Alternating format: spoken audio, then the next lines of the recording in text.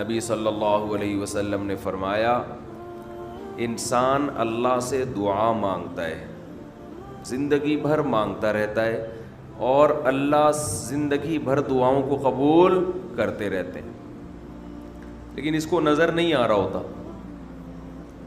اس کو نظر کہ اللہ اپنے طریقے سے دعا قبول کرتا ہے۔ اگر اللہ ایسے دعا قبول کرے نا، آپ نے ادھر کہا اے اللہ میری تنخواہ ڈبل کر دے، آفس گئے، باس نے کہا کہ جناب نئے وزیر اعظم نے جو اعلان کیا ہے اس کی منظوری ہو گئی، ٹھا ٹھا کر کے ایسے دعائیں قبول ہونا شروع ہو جائیں تو غیب پر ایمان ختم، پھر تو دعا کی ترغیب دینے کی ضرورت ہی نہیں رہے گی۔ سب لوگ مصلی لے کے مسجد میں آ جائیں گے، سارا دن دعائیں مانگتے رہیں گے کہ اللہ سے جو مانگو ملتا ہے، خربوزہ مانگو خربوزہ ملتا ہے، تربوز مانگو تربوز ملتا ہے، افطاری میں پکوڑے مانگو پکوڑے ملتے ہیں، سموسے مانگو، بھوک لگ رہی ہے کیا کریں، سموسے ملتے ہیں، جو مانگو وہ ملتا ہے۔ تو دعائیں تو لازمی قبول ہوتی ہیں، لیکن انداز وہ ہوتا ہے جو اللہ کرتے ہیں۔ اللہ کہتے ہیں میں اپنے طریقے سے کروں گا۔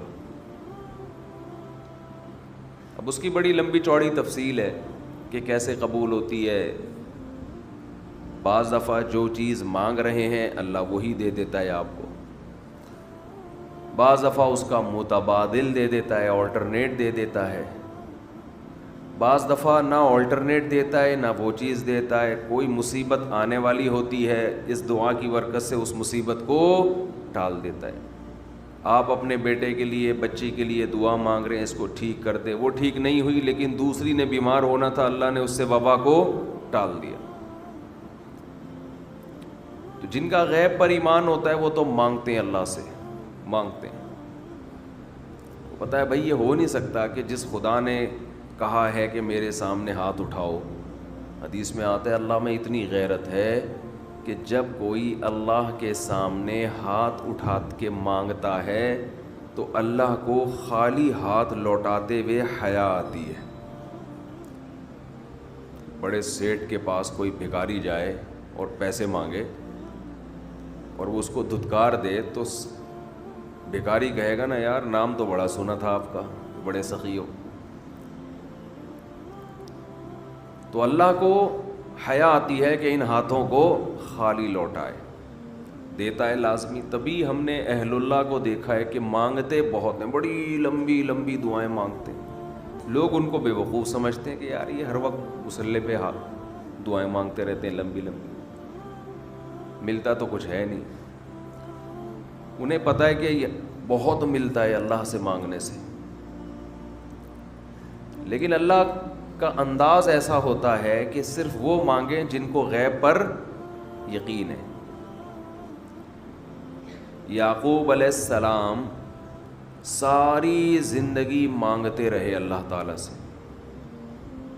اس مانگنے کا بدلہ کیا ملا ہے؟ دوسرا بیٹا بھی اللہ نے چھین لیا۔ عجیب بات ہے یا نہیں ہے؟ پہلا بیٹا گم ہوا تو اللہ سے اس کے ملنے کی دعائیں مانگتے رہے۔ دعا کیا قبول ہو رہی ہے؟ قحط پڑ گیا، کھانے پینے سے بھی گئے، اس سے بڑی مشکل، راشن لینے کے لیے بھیجا مصر اپنے بیٹوں کو، تو دوسرا بیٹا بھی بولو گیا، وہ بھی بادشاہ نے رکھ لیا۔ روتے روتے آنکھوں کی بینائی چلی گئی۔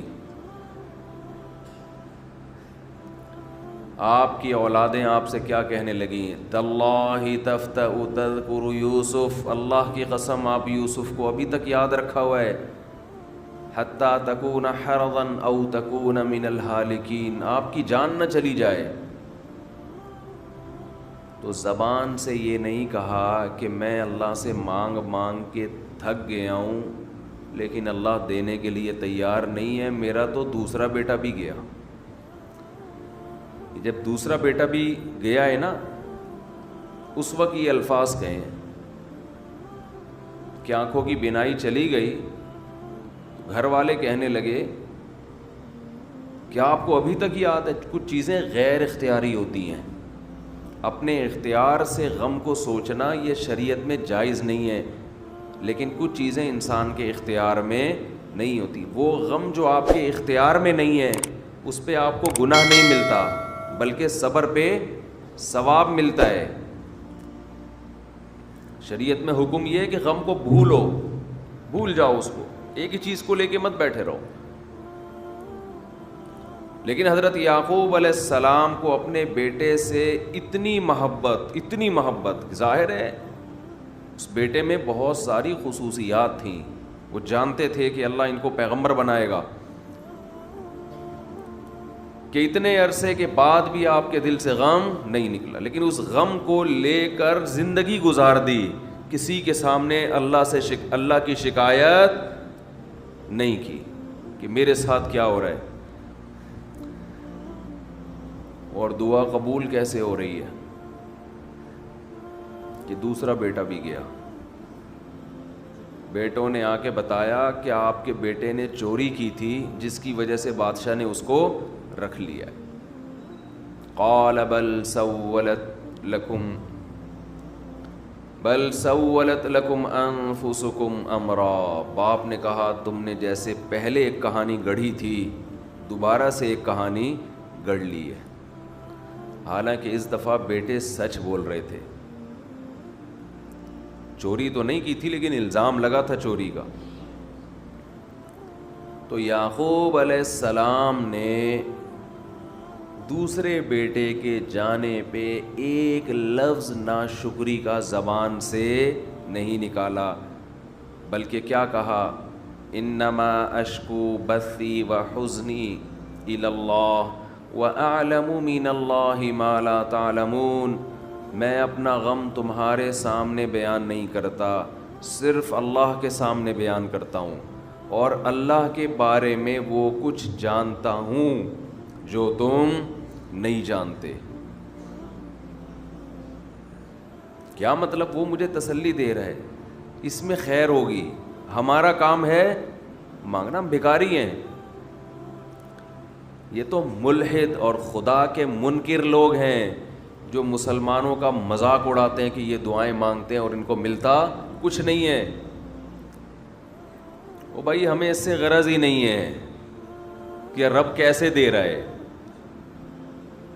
ہمیں اس نے پابند بنا دیا مانگو، تو ہمیں اہل اللہ کو تو مزہ اس سے آتا ہے کہ اس نے ہمیں بول دیا مانگو، وہ نہ بھی دے، مانگنا ہی ہمارے لیے سب کچھ ہے۔ تو میں جو بات عرض کر رہا تھا وہ یہ تھی کہ یعقوب علیہ السلام مانگتے رہے، پھر دوسرا بیٹا بھی چھن گیا، کوئی لفظ مایوسی کا زبان سے نہیں نکالا۔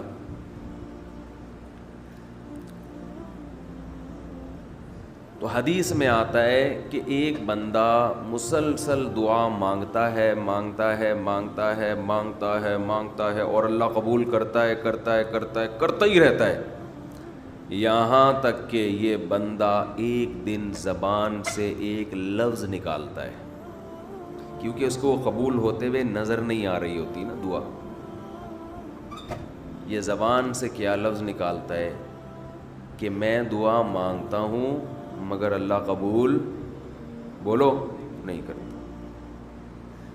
جیسے معاذ اللہ نقل کفر کہ یعقوب علیہ السلام اگر کہہ دیتے کہ اللہ کئی سال سے دعا مانگ رہا تھا بیٹا مل جائے، مگر تو نے تو دوسرا بھی چھین لیا، لہذا ثابت یہ ہوا کہ میں مانگتا تو ہوں لیکن اوپر والا قبول بولو نہیں کرتا۔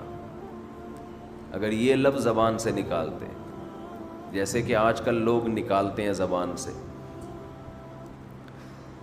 تو حدیث میں آتا ہے یہ جو جملہ زبان سے نکالا ہے اس کے بعد سے اللہ قبول کرنا چھوڑ دیتے ہیں، اس سے پہلے ہو رہی تھی۔ آپ نے یہ لفظ کہہ دیا اس کو ہلکا سمجھ کے، اللہ کے ترازو میں یہ کلمہ، یہ چھوٹا سا جملہ بہت بھاری ہے اللہ کی غضب کو دعوت دینے کے لیے.